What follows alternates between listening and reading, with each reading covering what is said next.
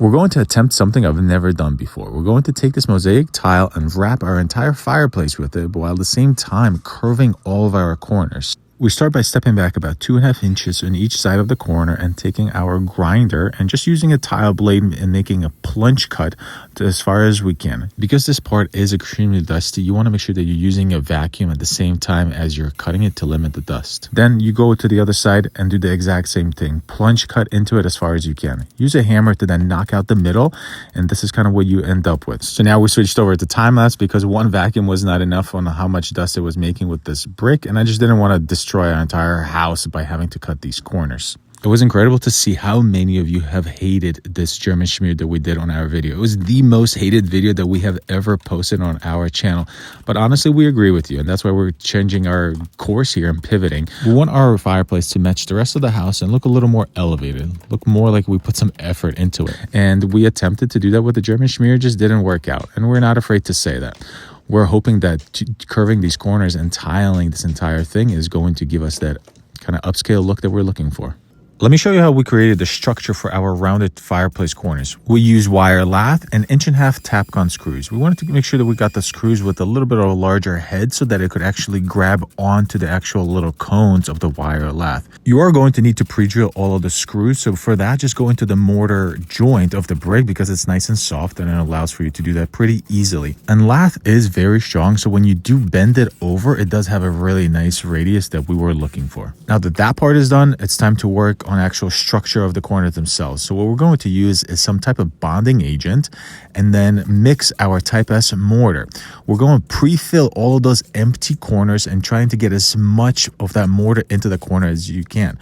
What you also might have noticed in the beginning is that we did spray them with a little spray bottle because you want to make sure that they're kind of wet so then everything will stick together. Nothing sticks to dry stuff. Once you pre-fill the actual lath itself, then you add a layer of mortar on top of it and then use a 1/4-inch trowel and scratch it, which is just an industry funny way to say just trowel out your work and then let the work dry until tomorrow, because tomorrow those ridges are going to work as little anchors that will hold on to your mortar when you add more mortar for the actual finished structure of our corner before we go to tile it. So yes, be aware, if you're going to round your corners of your brick fireplace, it's going to take a ton of work and a ton of steps. But I do think that at the end, once we tile this, it's going to look amazing. And it's something that I've never done before. Catherine and I do understand that this is a focal point of our entire house. It's literally in the middle of the house. So we do want to put some effort and make it look as sick as possible. I do make a big mistake in this video, and I'm sure you guys are going to point it out in the comments. But first, let's talk about why we're here and what are we doing. The reason we're here is because our fireplace is about 3/4-inch at a level on each side.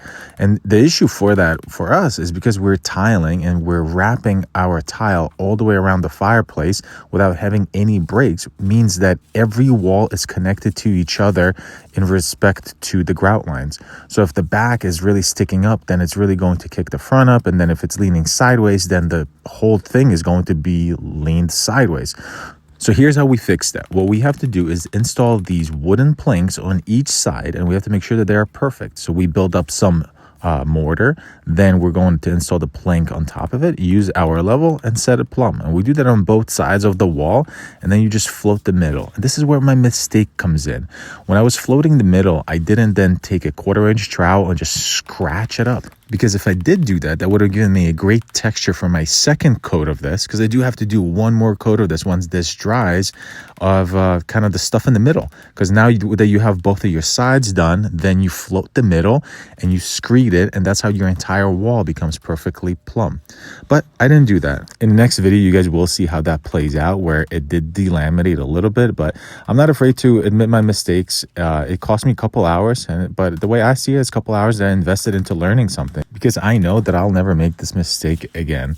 And that's the funny thing about mistakes. If you're willing to take on mistakes and willing to accept them, you're going to learn so fast. But if you are stuck to the things that you know exactly how to do, it's going to be more challenging for you to grow, and it's going to be more challenging for you to evolve as a builder, and honestly, even as a homeowner, if you're watching these videos. The best part about learning all this stuff is that once you learned here, now you can apply it in a different situation because you kind of building up your set of skills. But let's talk about all this tomorrow when I actually show you my mistake and how I fixed it. I can't believe how well this worked. With all the modern and fancy tools that are out there in the world these days, like this is the only way that you could do this. And it's to apply mud by hand onto the corner and then cut out a template out of a piece of wood and then just drag it up. It's the only way that you can get a perfectly consistent radius on your corner. It's kind of crazy because this was the part that I was most anxious about because I've never done this part before, but honestly, the whole thing took about 5 minutes per corner. I also found that scooping the mud by hand was very, very effective. You had full control over it. It wasn't falling off of your putty knife. And then you could really force it into that scratch coat, knowing that you have really good bond. So the goal here is to make sure that you're applying a little bit more than the radius. So when you're dragging, you're kind of taking away some of that. And this does conclude the last part of our prep. This has been so much work, so much more than I ever anticipated, but I know that this is going to turn out beautiful.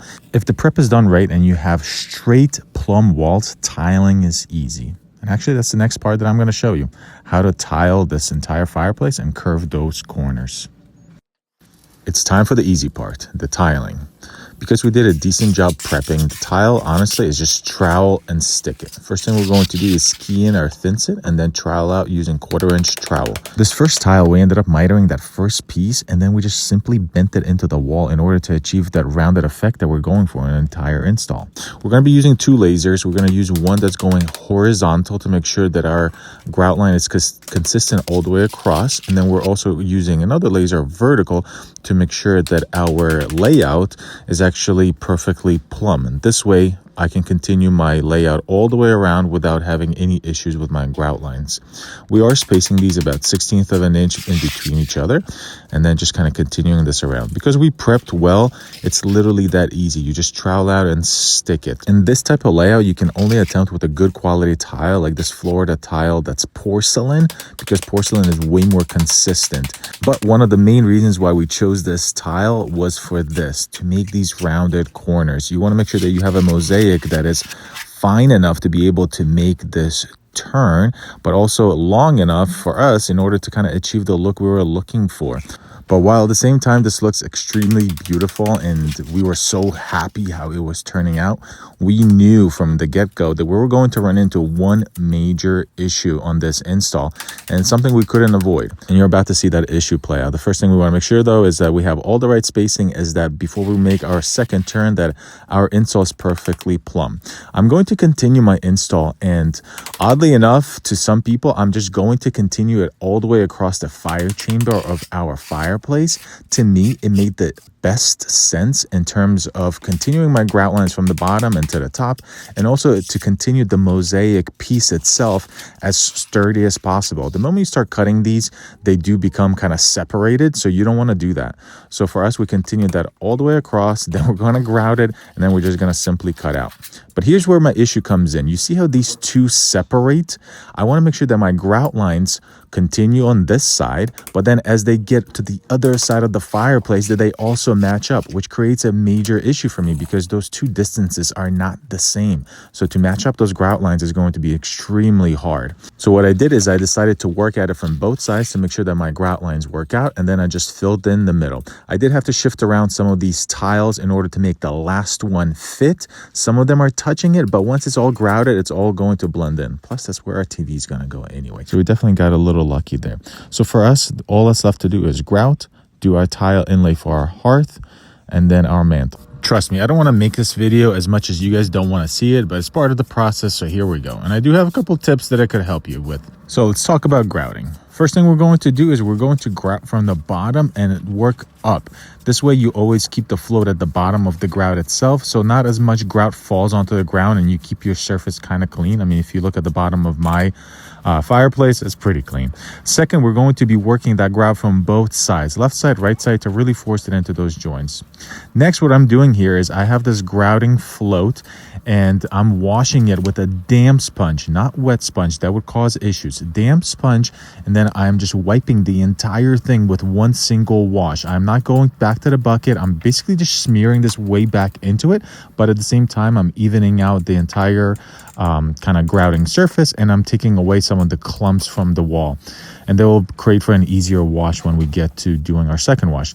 Now I have to shape my sides here, so I have to be very careful. And I did wait till the end to do my corners because I didn't want to wash them out. And for the look that I'm going with, the grout joints have to be full.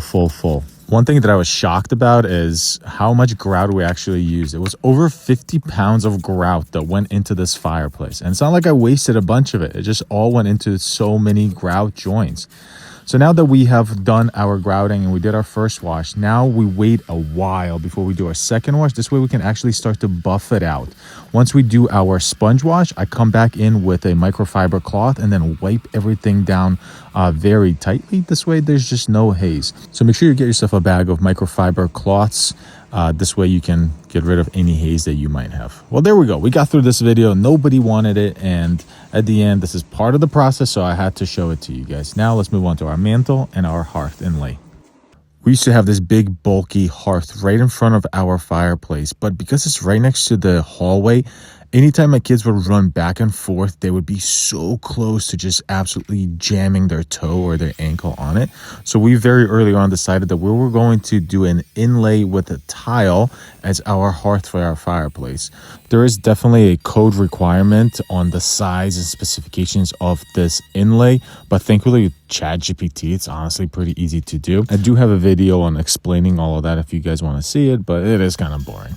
So first thing we did here is squared off our opening and then vacuumed everything up. Next, I'm going to add a little bit of spray foam just around the perimeter to make sure that I don't have my self-leveling going all under my flooring, and then just kind of squaring that off. Cool thing about that as well is now that foam provides this kind of expansion joint that if my hardwood flooring was to expand and contract, it would not buckle and there would be no cracks. Come on, Raven, are you not entertained? This is cool stuff that we're doing here. We're going to pour some self-leveler here to make sure that we have a really nice flat surface to tile over. This way the tiling step actually is going to be very easy for us.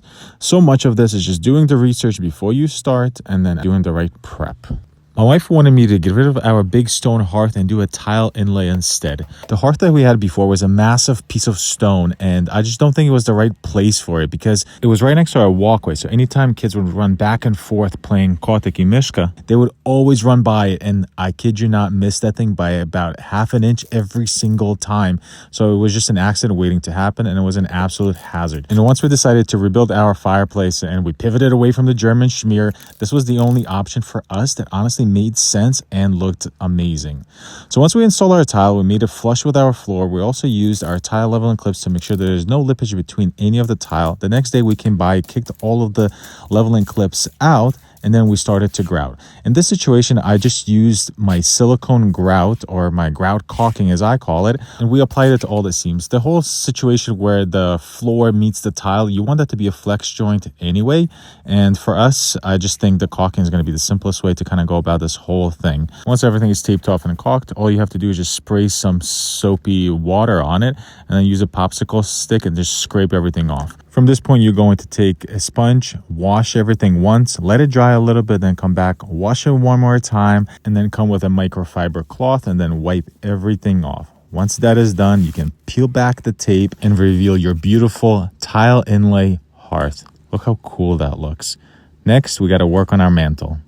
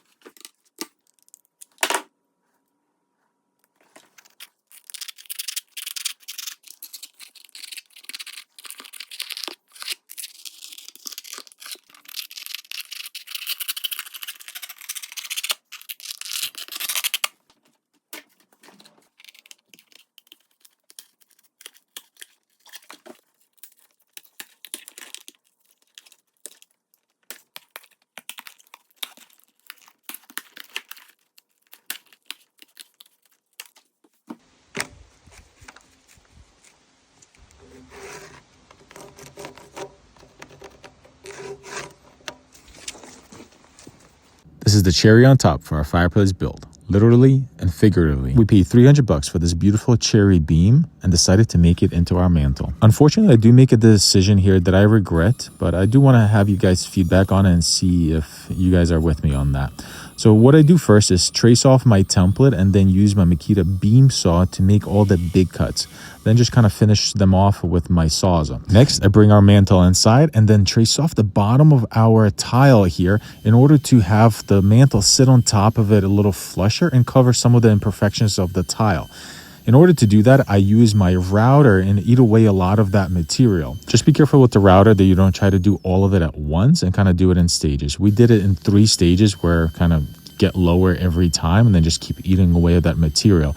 It's just the overhang that I wanted to get on the mantle itself. And now we've come to the decision that I regret. I wish I left it right here. Maybe screw it off just a little bit more, get a little bit tighter to the fireplace itself. But instead, I go ahead and start to scribe the sides and curve the mantle itself.